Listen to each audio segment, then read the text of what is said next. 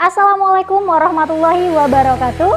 Hari ini ketemu sama Ibu Siti Zubaida, guru mata pelajaran kimia di SMA Islam An-Nizam, Medan. Gimana kabarnya anak-anak Ibu semua? Semoga kita semua selalu sehat dan selalu dalam lindungan Allah Subhanahu wa Ta'ala. Jadi hari ini kita akan belajar kimia yang pastinya sangat seru untuk dipelajari. Oke, jadi hari ini kita akan membahas tentang kepolaran senyawa kovalen dan bentuk molekul. Jadi ada dua materi yang akan kita bahas hari ini ya. Oke, kita mulai dari kepolaran senyawa kovalen dulu. Nah, kemarin kita kan udah belajar tentang ikatan kovalen ya, di mana ikatan kovalen ini dia terjadi karena adanya penggunaan elektron secara bersama-sama, ya kan?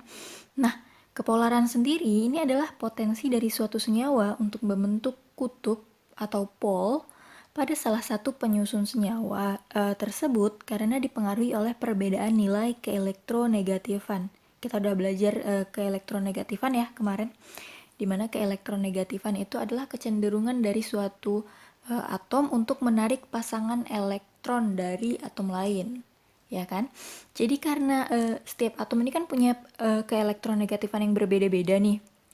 Nah, karena ada perbedaan keelektronegatifan antara atom-atom yang berikatan dalam senyawa kovalen, maka di sini kemungkinan akan terjadi kutub gitu. Jadi ada sisi di dalam ikatan yang cenderung positif atau cenderung negatif gitu, dimana kita tahu kalau misalnya di ikatan kovalen ini kan terjadi antara senyawa yang non logam sama yang non logam juga ya, berarti kan gak ada yang positif dan negatif.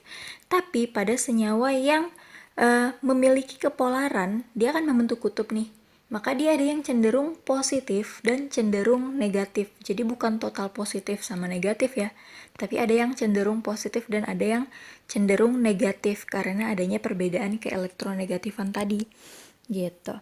Nah, karena adanya kepolaran ini, maka ikatan kovalen ini dia terbagi dua. Ada ikatan kovalen polar dan ikatan kovalen nonpolar. Di mana di ikatan kovalen polar ini dia ikatan pada pasangan elektronnya, dia cenderung tertarik pada salah satu atom yang berikatan. Jadi seperti yang Ibu jelaskan tadi, kalau misalnya di di ikatan kovalen polar itu dia akan ada salah satu atom yang sifatnya sedikit negatif atau cenderung negatif dan cenderung positif, di mana atom yang memiliki kecenderungan negatif ini dia akan menarik atom lain yang memiliki kecenderungan positif gitu. Jadi dia tertarik ke salah satu atom gitu, terbentuklah kutub. Kemudian untuk ikatan kovalen nonpolar ini dia ikatan yang pasangan elektronnya tertarik sama kuat ke arah atom-atom yang berikatan. Jadi artinya sama nih kekuatan tarikan dari elektron-elektronnya. Kenapa? Karena hal itulah makanya dia tidak terbentuk kutub gitu, karena tarikannya sama kuat, maka nggak ada kecenderungan positif maupun kecenderungan negatif dari ikatan kovalen nonpolar ini gitu. Jadi itu bedanya ya, kalau kovalen polar dia cenderung tertarik ke salah satu sisi, maka dia akan membentuk atom atau membuat atom itu menjadi cenderung positif dan cenderung negatif, sedangkan pada ikatan kovalen nonpolar itu dia tarikannya sama kuat sehingga tidak ada kecenderungan positif maupun negatif dalam ikatannya gitu. Oke. Kemudian perbedaan antara kovalen polar dan nonpolar. Yang pertama tadi udah ada disinggung ya. Dia memiliki perbedaan keelektronegatifan yang besar. Ini besar ya maksudnya. Jadi dia memiliki keelektronegatifan yang besar. Contoh, H dengan Cl itu memiliki keelektronegatifan yang cukup besar gitu. Maka dia ini akan termasuk menjadi ikatan kovalen yang polar atau senyawa kovalen polar. Kalau misalnya gampangnya, kalau misalnya kita nggak tahu nih nilai keelektronegatifannya, bisa juga kita gambar kita gambar strukturnya gitu. Tapi untuk yang ini hanya berlaku untuk atom yang cuma terdiri dari molekul yang cuma terdiri dari 2 atom aja ya. Kalau misalnya lebih dari 2 atom, ini udah nggak berlaku lagi cara yang ini. Jadi kalau misalnya kita gambarkan ikatan antara H dan Cl, ini kan seperti ini ya. H kayak ini, terus dia berikatan sama Cl, kita ganti warnanya dulu. Berikatan dengan Cl yang elektronnya ada 7 karena dia ada di golongan 7A. Ya kan? Maka elektron valensinya 7. Ingat kemarin elektron valensi sesuai dengan golongannya. Ya kan? Nah, Cl elektronnya ada 7, maka dia akan jadi seperti ini. Ya kan? Nah, bentuk ikatannya kan seperti ini nih. Ikatan antara H dan Cl. Ya kan? Nah, kalau kita lihat di sini H, kita lihat di sini elektron di sekitarnya ada nggak? Nggak ada ya, cuman ada 1 elektron tadi. Sedangkan Cl selain elektron ikatan, jadi elektron yang digunakan untuk berikatan itu namanya pasangan elektron ikatan ya. Jadi di luar dari pasangan elektron ikatan, kita lihat Cl nih banyak elektron yang ada di sekitar Cl, ya kan? Maka dari sini elektron itu kan dia negatif ya muatannya. Maka di sini si Cl dia akan cenderung negatif. Jadi dia cenderung negatif, sedangkan si H-nya menjadi cenderung positif. Gitu. Maka dia akan bersifat polar, membentuk kutub. Ada yang cenderung negatif dan ada yang cenderung positif. Itu kalau dia memiliki sedangkan pada kovalen nonpolar, ini keelektronegatifannya kecil atau bahkan 0. Gitu.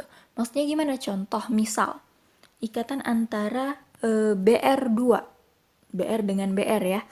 Nah, Br itu ada di golongan 7A, maka elektron valensinya juga sama 7. Maka kita gambarkan si Br 1, 2, 3, 4, 5, 6, 7. Ada 7 elektron, kemudian berikatan dengan Br1 lagi, karena kan Br-nya ada 2 nih. Ya kan? Karena Br2, 1, 2, 3, 4, 5, 6, 7. Sama-sama 7 ya. Nah, ikatannya kan kayak gini nih. Nah, kalau kita hitung jumlah elektron yang ada di Br yang satu, yang ada di kiri, dan Br yang ada di kanan, kan jumlahnya sama. Ya kan? Maka gaya tarik antar keduanya ini juga akan sama. Nah, karena gaya tariknya sama, maka tidak akan terbentuk kutub. Tidak ada kecenderungan positif maupun kecenderungan negatif dalam molekul Br2. Jadi semua unsur-unsur yang diatomik, Br2, Cl2, H2, Cl2, I2, ini semuanya bersifat non-polar gitu. Kenapa? Karena tidak ada perbedaan keelektronegatifan di situ. Gitu. Jadi gaya tarik antar sesamanya itu bakalan sama rata gitu. Jadi sama kuat dia. Jadi nggak ada kecenderungan positif maupun kecenderungan negatif gitu. Oke. Kemudian yang kedua di sini katanya pada kovalen polar atom pusatnya memiliki pasangan elektron bebas. Atom pusatnya memiliki pasangan elektron bebas. Nah, ini berlaku untuk atom atau molekul yang terdiri dari lebih dari 2 atom gitu. Jadi kalau misalnya dia udah lebih dari 2 atom molekulnya, berarti kan dia memiliki atom pusat. Ya kan? Nah, atom pusat ini dia katanya harus memiliki pasangan elektron bebas baru dia bersifat kovalen polar. Gitu. Contohnya apa? Contoh kita lihat misalnya H2O. H2O berarti O-nya lah yang menjadi atom pusat karena O kan yang paling sedikit ya. Maka di sini kalau kita gambarkan O itu punya elektron valensi 6. Kenapa? Karena dia ada di golongan 6. Kita buat elektron valensinya 6. 1, 2, 3, 4, 5, 6. Kemudian dia berikatan dengan 2 atom H ya, karena H2O kan. Maka di sini ada H1. Kemudian di sini juga ada H1. Ya kan? Ingat kemarin udah Ibu kasih tahu kalau misalnya dalam ikatan kovalen, kalau satu atom menyumbangkan 1 elektron, maka atom yang lain juga harus menyumbangkan 1 elektron. Nggak boleh lebih, nggak boleh kurang. Ya kan? Sistem patungan. Gitu. Oke. Nah, di sini ikatan antara H dan O ini kan terjadinya di sini. Ya kan? Kemudian ini.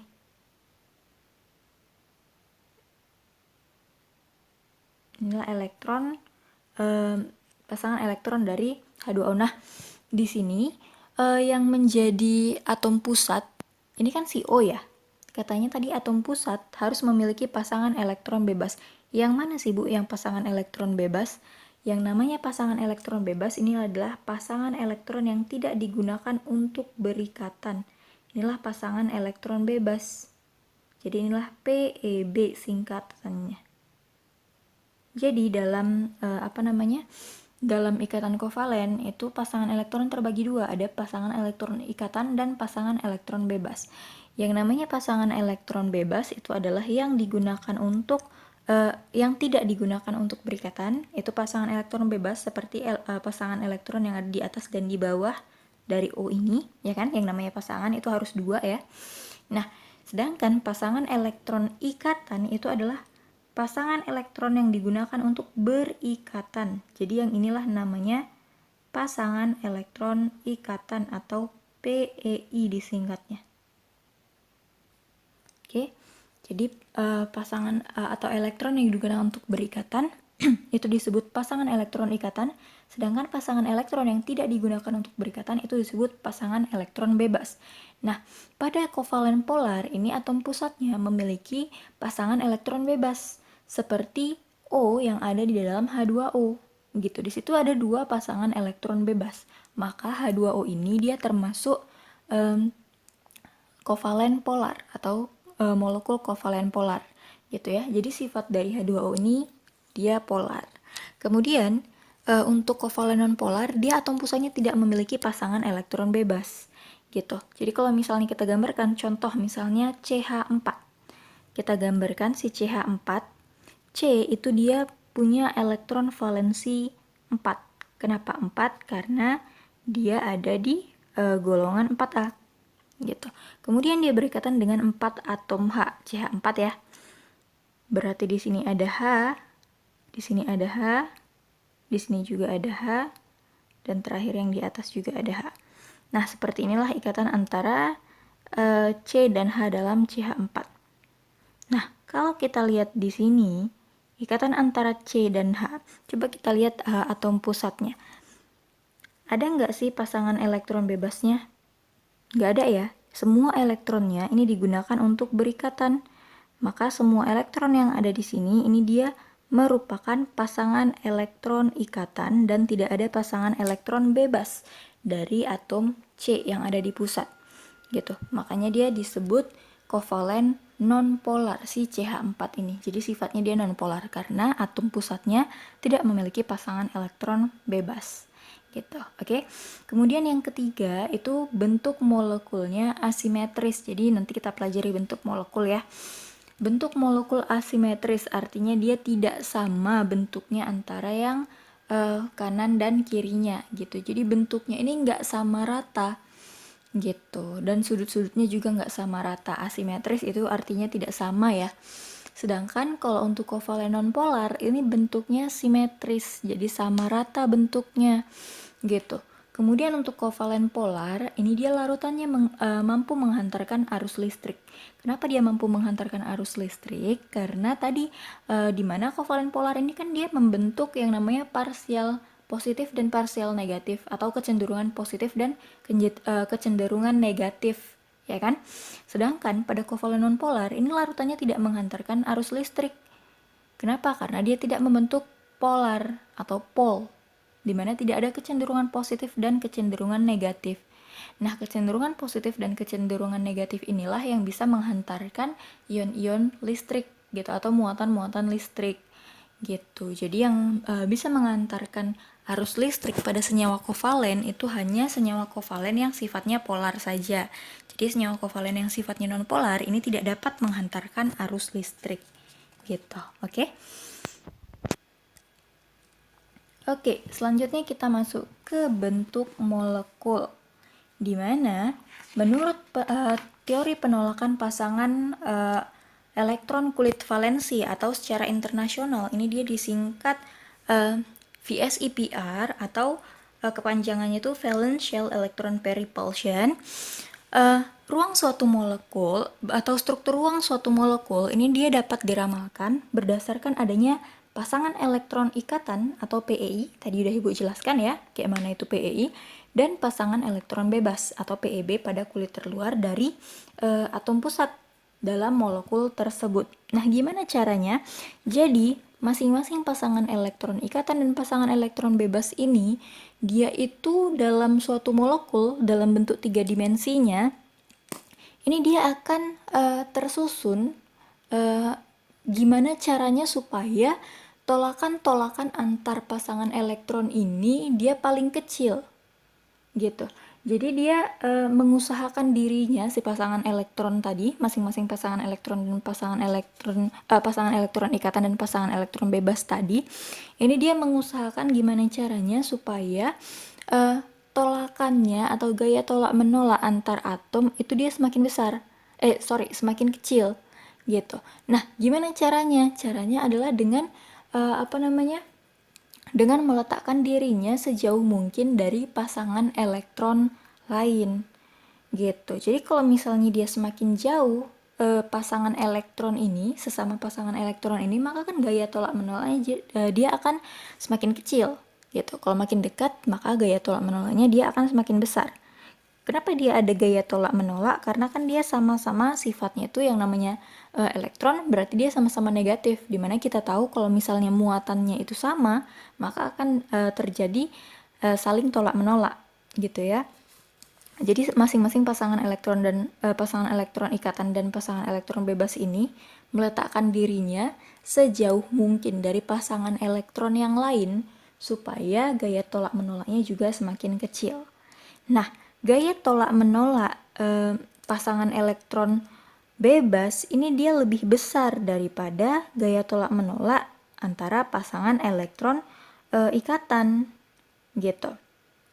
Nah, terus hubungannya apa, Bu? Maka hubungannya kalau misalnya kita bandingkan antara pasangan elektron bebas dan pasangan elektron ikatan, ini letak dari pasangan elektron bebas itu akan lebih jauh dibandingkan dengan pasangan elektron bebas gitu. Jadi nanti bentuknya susunan pasangan elektronnya, ini pasangan elektron bebas ini akan meletakkan dirinya lebih jauh dari pasangan elektron ikatan gitu dia. Oke?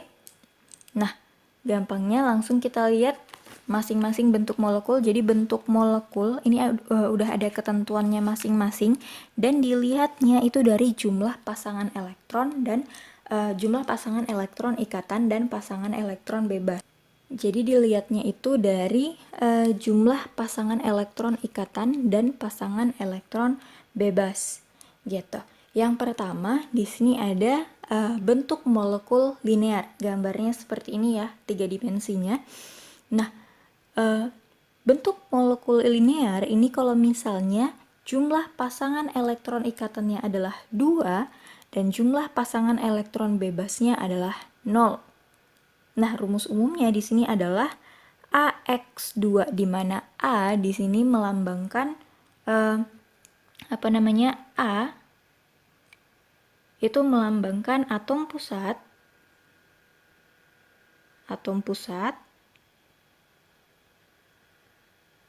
sedangkan X di sini melambangkan pasangan elektron ikatan.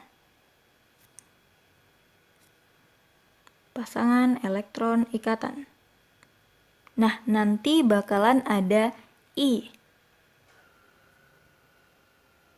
I itu adalah bukan I, tapi E. Jadi nanti bakalan ada E, di mana E itu adalah pasangan elektron bebas.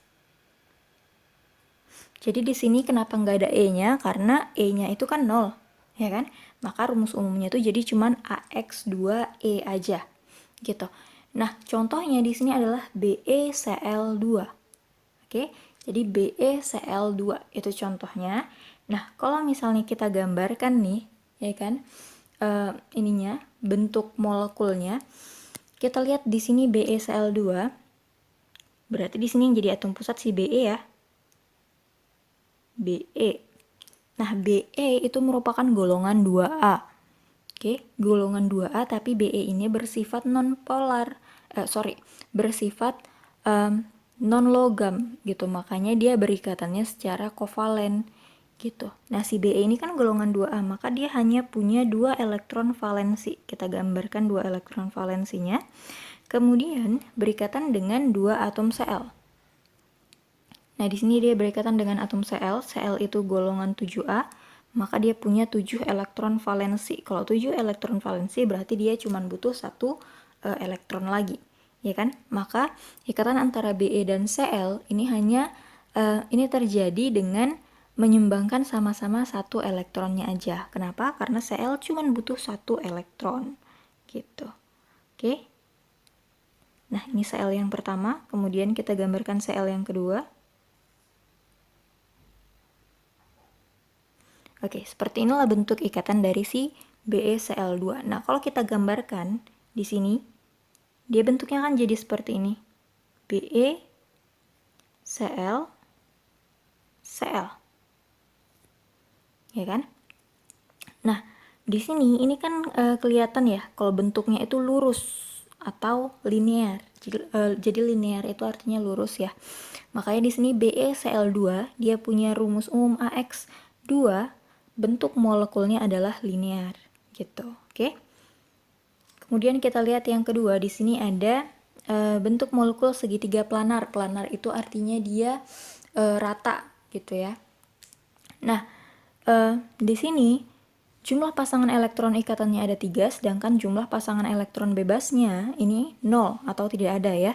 Rumus umumnya jadi AX3. Ingat A itu atom pusat, tadi X itu merupakan X itu merupakan pasangan elektron bebas.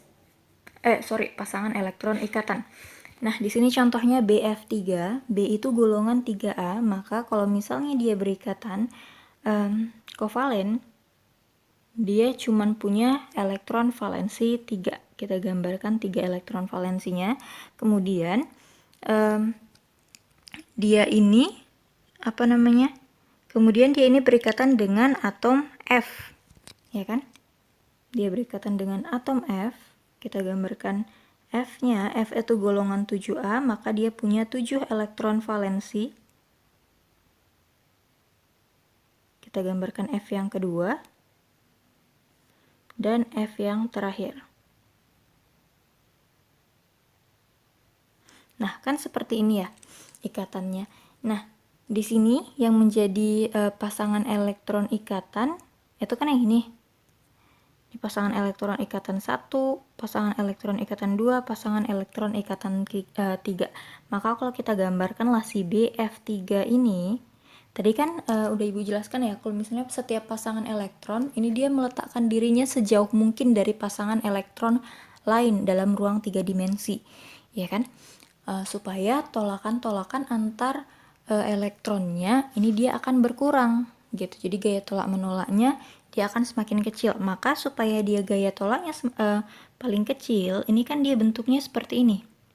Jadi dia berikatan dengan F yang di sini, kemudian F-nya yang kedua di sini, dan yang ketiga ada di sini.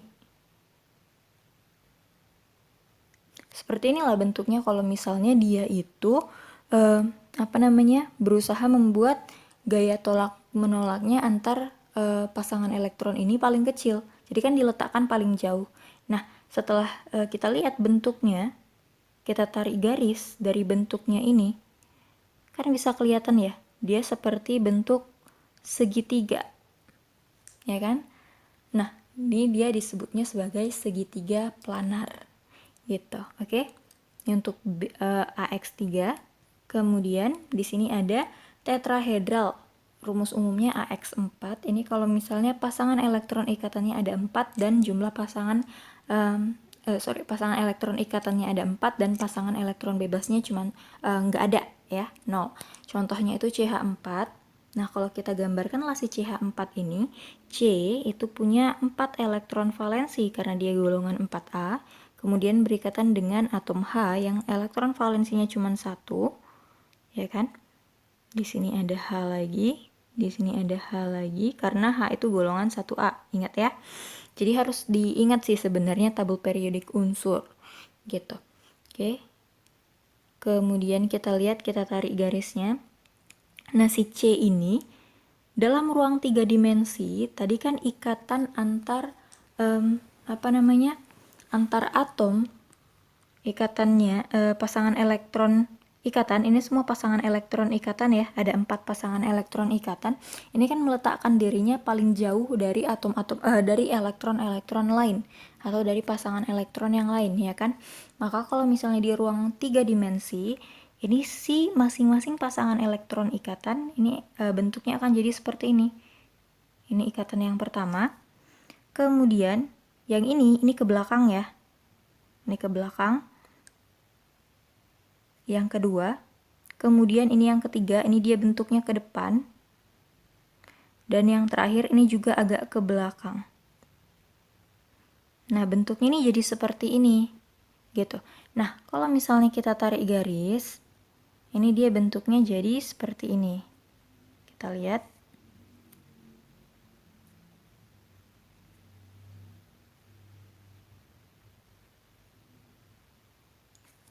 Bentuknya jadi seperti itu, gitu. Jadi ini namanya adalah tetrahedral, dan sudutnya ini dia sama semua sudutnya, jadi simetris, itu 109,5 derajat sudut antar ikatan sudut antar ikatan atau pasangan elektron ikatannya, gitu. Oke. Kemudian di sini ada trigonal bipiramida. Kalau misalnya jumlah pasangan elektron ikatannya ada 5 dan jumlah pasangan elektron bebasnya itu nggak ada ya. Nah, di sini contohnya itu adalah PCl5 gitu. Nah, kalau misalnya kita gambarkan PCl5, P itu ada di golongan 5A, dia akan punya 5 elektron valensi dan 5-5-nya digunakan berikatan dengan Cl, ya kan? PCl5. Maka di sini ada 5 elektron valensi dari P, kemudian digunakan untuk berikatan dengan 5 atom Cl. Di sini Cl yang pertama, kemudian di sini Cl yang kedua, kemudian di sini Cl yang ketiga, Cl yang keempat, dan di sini Cl yang terakhir. Oke. Nah, di sini kalau misalnya kita gambarkanlah si PCl5 ini, kita gambarkan dalam ruang 3 dimensinya, ya kan? Dia punya 5 pasangan elektron ikatan. 1, 2, 3, 4, 5. Ya kan? Ada 5 pasangan elektron ikatan di situ, maka 5 pasangan elektron ikatan ini akan meletakkan dirinya sejauh mungkin dari dari sesamanya gitu ya kan.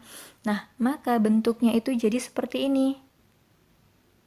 Di atas ada, di bawah ada, kemudian ke samping ya, ke samping, kemudian dia ada di bagian datarnya juga. Jadi ini bagian datar dari yang ke samping tadi ya, tapi bentuknya itu nggak lurus, tapi agak berbelok gitu. Jadi seperti membentuk segitiga lah yang ke samping ini gitu. Jadi yang ini dia rata, jadi yang ini dia rata ya, yang ini dia rata. Kemudian ada bagian atas dan bagian bawahnya. Nah, kalau misalnya kita tarik garis ke bagian atas, ini kan semua pasangan elektron ikatan ya. Nah, seperti ini kan membentuk piramid ya, seperti piramid dia. Nah, terus kalau kita tarik ke bawah garisnya, sama, dia juga membentuk piramid gitu. Nah, karena ada 2 piramid di sini, makanya namanya adalah trigonal bipiramida atau 2 piramid yang bentuknya segitiga, karena dasar piramidnya bentuknya segitiga ya.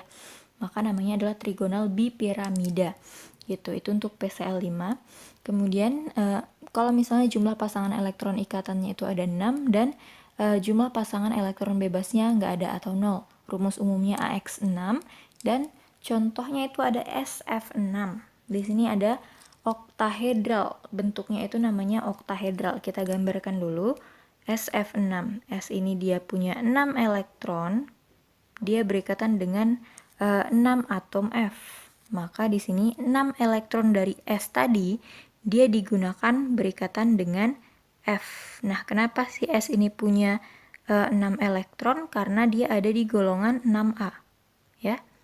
Jadi kembali lagi harus diingat sistem periodik atau tabel periodik unsur. Minimal yang unsur-unsur di golongan utama atau golongan A, dari 1A sampai 8A ya. Terus di sini F lagi. Nah, F itu dia kan golongan 7A, balik lagi Ibu ingatkan. Dia golongan 7A, maka elektron valensinya ada 7. Ini yang terakhir.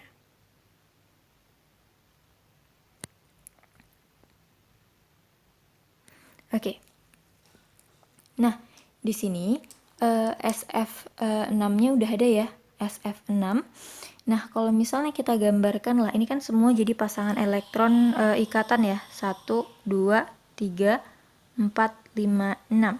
Ada 6 pasangan elektron ikatan, maka si S yang di tengah, sama seperti tadi, masing-masing pasangan elektron ikatan meletakkan dirinya sejauh mungkin dari pasangan elektron yang lain. Ini yang di atas dan di bawah.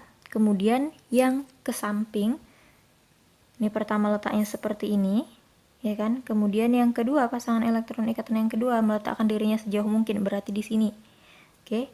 Dan yang ketiga ada di sini. Oh, sorry. Dan yang terakhir ada di sini. Gitu. Jadi yang 4 ini dia bentuknya bentuknya datar ya. Kemudian ada yang bagian atas dan bagian bawahnya seperti itu. Oke. Nah, kalau misalnya nih kita tarik garis antar pasangan elektron ini, kita tarik garis misalnya seperti ini.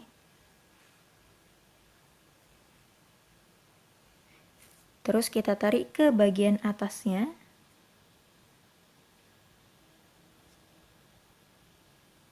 Nah, ini kan bentuknya seperti piramida ya, piramida segi 4 ya kan. Kemudian di sini juga kita tarik garis. Jadi ada 2 bentuk piramida di sini. Dan di bawah juga bentuknya seperti piramida juga kan. Nah, di sini ada 2 bentuk piramida, ini namanya adalah oktahedral. Itu bentuk itu bentuk molekul untuk SF6. Oke, kemudian ada trigonal, ada piramida trigonal. Itu kalau misalnya jumlah pasangan elektron ikatannya ada 1 dan jumlah pasangan elektron bebasnya ada 2.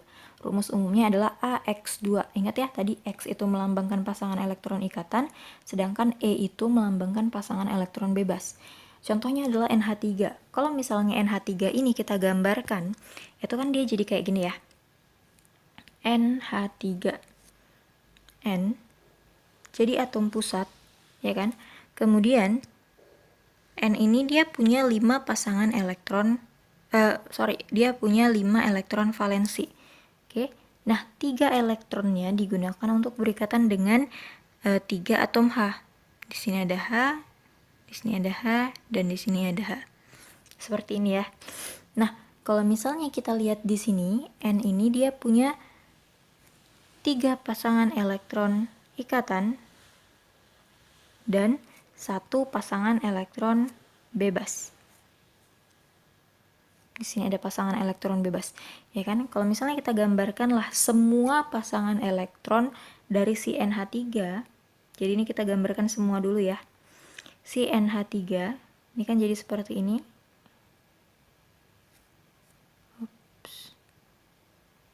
Jadi yang kita gambarkan itu semua pasangan elektron ikatannya waktu kita meletakkannya di dalam ruang 3 dimensi. Berarti di sini ada pasangan elektron ikatan, ya kan?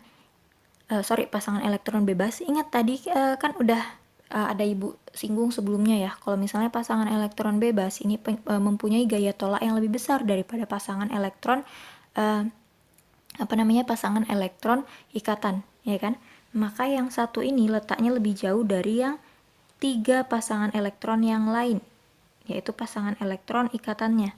Bentuknya seperti ini, ya kan? Dimana yang atas ini adalah pasangan elektron bebas, tidak digunakan untuk berikatan. Di sini dia berikatan dengan H, di sini juga H, di sini H. Nah, yang namanya bentuk molekul berarti itu cuman berlaku untuk atom yang untuk elektron yang digunakan untuk berikatan aja. Jadi bentuk molekulnya dalam di ruang 3 dimensi penggambarannya kita buat semua pasangan elektron ikatannya, baik pasangan elektron ikatan dan pasangan elektron bebas. Tapi untuk bentuk molekulnya itu yang kita gunakan hanya yang pasangan elektron ikatan aja. Berarti yang inilah dia. Kalau misalnya kita tarik garis, ya kan? Kan kelihatan ya bentuknya ini seperti seperti piramid. Makanya dia disebut sebagai piramida trigonal. Gitu dia. Oke. Kemudian kita lihat di sini ada yang bentuknya bengkok atau huruf V. Ini dia kalau punya pasangan elektron ikatan 2 dan pasangan elektron bebas juga 2. Contohnya adalah H2O. Nah, kalau misalnya kita gambarkan H2O, berarti yang jadi atom pusat si O, ya kan? O itu punya 2 pasangan elektron ikatan dan 2 pasangan elektron bebas katanya. Kita gambarkan O itu ada di golongan 6A, berarti dia punya elektron valensi 6 berikatan dengan 2 atom O. Maka di sini dia punya 2 pasangan elektron ikatan dan 2 pasangan elektron bebas. Tadi kalau misalnya dia memiliki 2 pasangan memiliki 4 pasang elektron. Ini kan dia 4 ya totalnya pasangan elektronnya. Maka kalau misalnya kita gambarkanlah si O ini, dia punya 4 pasang elektron. Maka letaknya dalam ruang 3 dimensi itu seperti ini. 1, 2, 3, 4. Di ruang 3 dimensi seperti ini. Gitu. Tapi yang digunakan berikatan itu cuman 2 pasang elektron aja, sedangkan 2 pasang elektron bebas, sedangkan 2 pasang lagi adalah elektron bebas, ya kan? Maka di sini yang 2 pasang elektron bebas, ingat dia harus diletakkan di yang terjauh, ya kan? Maka di sini, inilah di sini pasangan elektron bebasnya, satu lagi di sini. Oke? Disinilah pasangan elektron ikatannya dengan H. Nah, kalau kita lihat bentuknya, di sini pasangan elektron dari H dan O, ini kan dia membentuk seperti huruf V atau bengkok ya. Jadi H2O itu bentuknya adalah bengkok. Kemudian ada bentuk jungkat-jungkit. Jadi kalau kita lihat bentuknya ini kan seperti jungkat-jungkit ya. Nah, ini kalau misalnya jumlah pasangan elektron ikatannya ada 4 dan pasangan elektron bebasnya ada 1. Ini dia memiliki rumus umum AX4E. Contohnya adalah SF4. Kalau misalnya kita gambarkan si SF4, S ini memiliki 6 elektron valensi karena dia golongan 6A, dan 4 elektronnya digunakan untuk berikatan dengan F. 1, 2, 3, 4. Berikatan dengan F.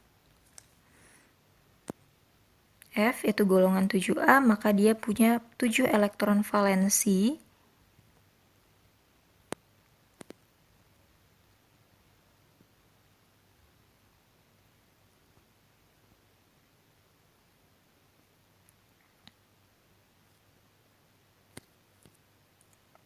Nah, dia punya dia berikatan dengan 4 atom F. Kalau kita lihat di sini pasangan elektronnya totalnya ada berapa?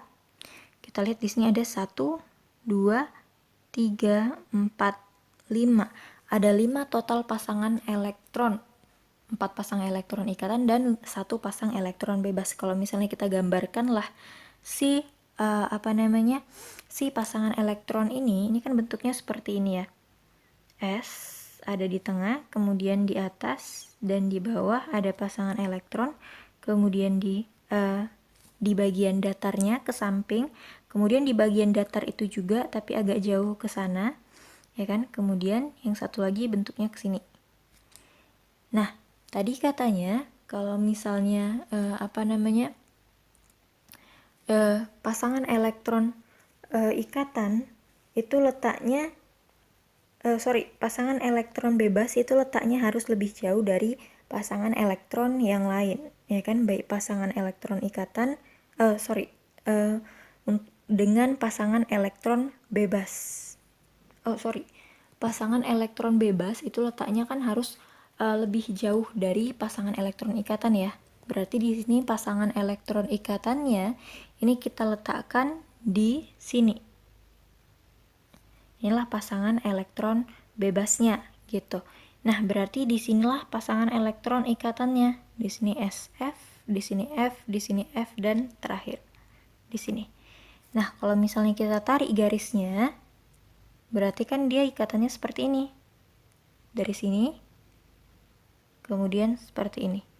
Nah, ini kan bentuknya seperti jungkat-jungkit ya. Ini seperti yang bagian ini adalah dasarnya. Kemudian bagian yang garis ini adalah jungkat-jungkitnya, bagian papannya, ya kan? Itu dia. Oke, jadi itu untuk SF4. Kemudian kita lihat di sini bentuk molekul T. Kalau kita lihat di sini strukturnya seperti huruf T ya. Ini kalau misalnya dia punya 3 pasang elektron ikatan dan 2 pasang elektron bebas. Contohnya adalah BrF3.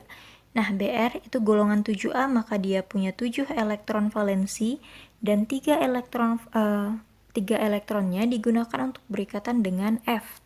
Maka di sini 3 elektron digunakan untuk berikatan dengan F dan masih sisa 4 elektron lagi, berarti 2 pasang elektron bebas lagi, ya kan? Dia berikatan dengan atom F. F itu golongan 7A juga, maka dia punya 7 elektron valensi. Oke. Yang terakhir. Oke, seperti inilah bentuknya. Nah, kalau misalnya kita gambarkan, dia kan punya 5 pasang elektron ya totalnya, ya kan? Ada 3 pasang elektron ikatan dan 2 pasang elektron bebas. Nah, kalau kita gambarkanlah si F3 ini, Br dia punya 5 pasang elektron. 5 pasang elektron, ingat tadi ya Ibu bilang kalau misalnya yang kita gambarkan di ruang 3 dimensi itu adalah semua pasangan elektronnya. Br, kemudian masih sisa 3 lagi, kita tarik garis ke sini. Ini yang ada di bagian datarnya, kemudian di bagian datar juga, tapi nggak lurus bentuknya, dia agak berbengkok, kemudian agak berbengkok juga, tapi masih di bagian datar ya, di atas, di bawah, dan di bagian datarnya. Nah, di sini pasangan elektron bebasnya itu diletakkan di sebelah sini. Pasangan elektron bebas, di sini pasangan elektron bebas. Gitu. Nah, jadi kalau misalnya kita tarik garis, ini kan pasangan elektron bebas nih. Tadi yang kita tarik garis itu cuman yang pasangan elektron ikatan aja. Berarti di sinilah F-nya, di sinilah F-nya, di sinilah F-nya. Ya kan? Ups. Di sini F. Oke. Nah, kalau kita tarik garis, ini kan dia jadi bentuknya seperti huruf T. Ya kan? Nah, makanya dia disebutnya bentuk T. Gitu. Oke? Kemudian di sini bentuknya linear. Kalau misalnya dia jumlah pasangan elektron ikatannya ada 2 dan pasangan elektron bebasnya ada 3. Contohnya XeF2. Kita lihat XeF2. Xe itu golongan 8A, berarti dia punya 8 elektron atau 8 elektron valensi ya, dan berikatan dengan 2 atom F. Berarti di sini dia berikatan dengan 2 atom F. Berikatan dengan 2 atom F.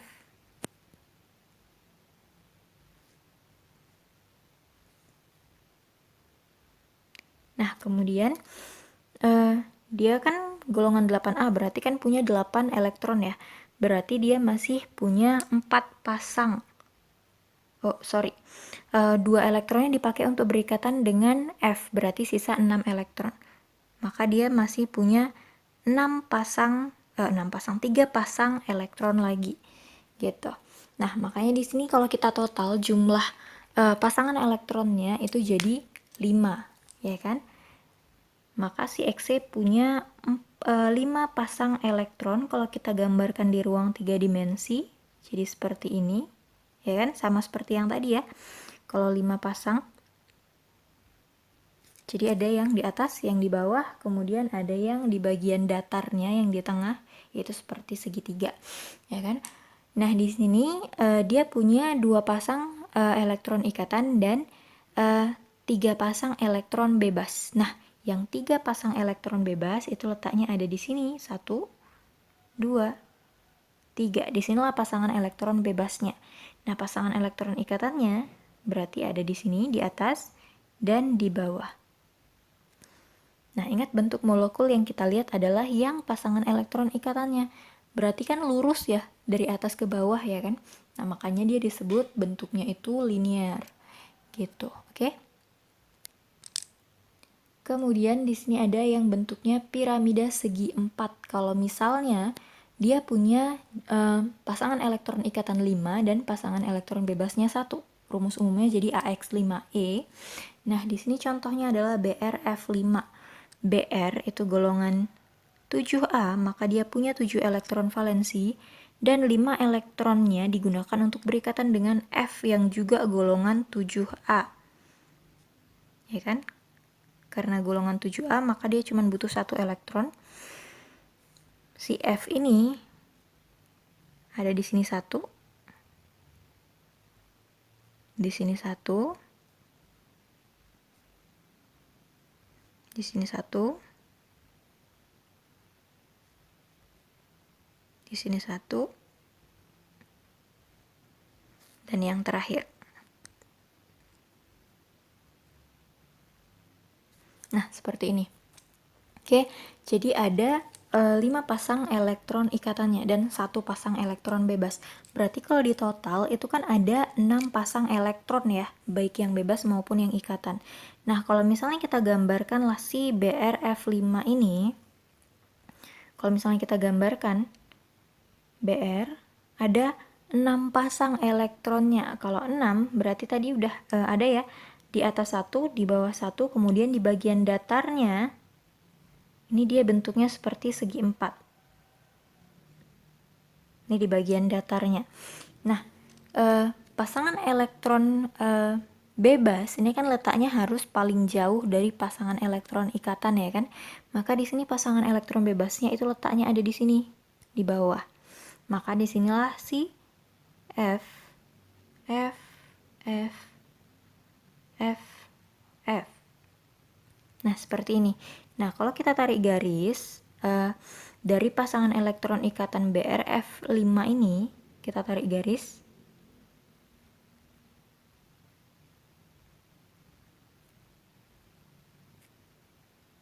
Nah, bentuknya ini kan seperti piramid ya. Piramida yang dasarnya itu segi 4, maka dia disebut sebagai piramida segi 4 untuk BrF5 yang rumus umumnya adalah AX5E1 gitu. Oke. Kemudian di sini ada segi 4 planar yang terakhir. Ini kalau misalnya jumlah pasangan elektron ikatannya ada 4 dan pasangan elektron bebasnya ada 2.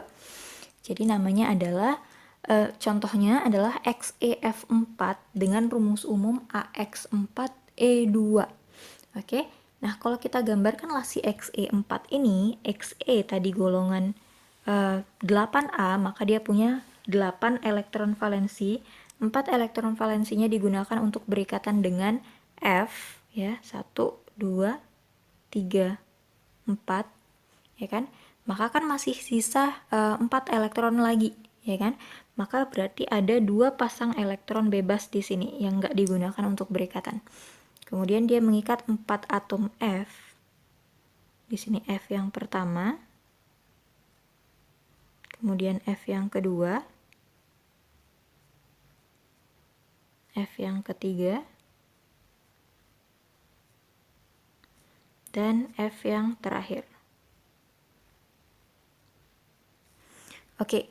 Nah, di sini total pasangan elektronnya itu kan ada 6 ya kan?